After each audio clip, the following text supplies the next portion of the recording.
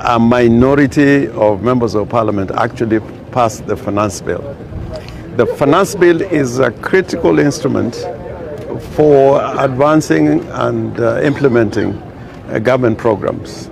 And as you know, those who read history, the American Revolution was based on the mantra, no taxation without representation.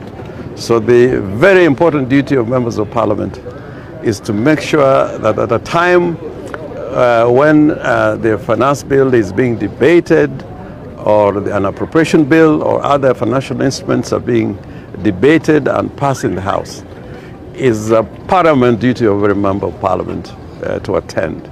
And it's unfortunate that the majority of the members of parliament were not there during the vote. But I'm happy for the members of the Linda Mwananchi team. All of them were there to vote against the finance bill. And this is taking place just about the time of the commemoration of the Gen Z's protests. And it is very saddening to see the members of parliament not thinking for a moment about the consequences of the finance bill. I urge the president, if at all I can persuade him, that knowing what has happened, that the majority of members of parliament did not vote for the finance bill, that he should reconsider his decision in assenting to the bill. Probably he should send back the bill to the House for a proper debate and a proper decision to be made by Parliament. Secondly, the issue of unlawlessness and goonism.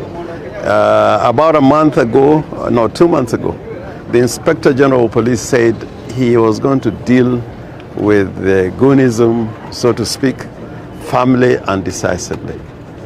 From then on, we have witnessed many incidences of violence, state-sponsored violence, and you're saying without fear of contradiction that it's state-sponsored violence, because how can it be that within a week the All Saints Cathedral is attacked twice when there was a forum that was talking about the budget and nothing has happened critically to bring those people to book. I plead with the president again, as I must. It's so easy to turn a state into a state of violence, where violence is the one that calls the day.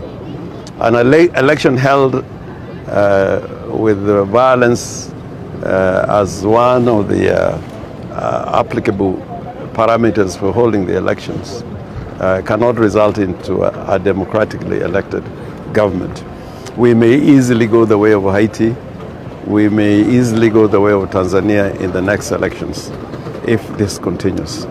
But the fact of the matter is, and the Inspector General should answer this question, and the Minister in charge of internal security should answer this question. Why are they funding goons? Because it's quite clear, it is irrefutable that those who are being used as goons are essentially funded by the state.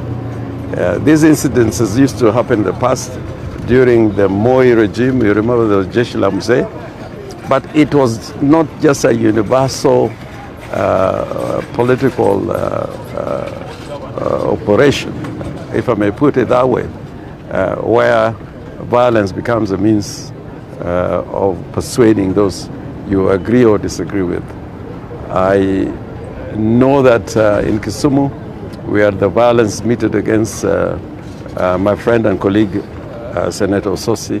Nothing much has happened to that. So we either choose to be a democratic and peaceful state, or rather become an autocratic dictatorship, a despotic regime where violence can be weaponized and used as a tool of ruling the country. So this must stop. And it doesn't really stop at the doors of the Inspector General or the Minister in charge of internal security, but also the President. He has spoken about it himself, and yet it's happening every day, even in his own backyard.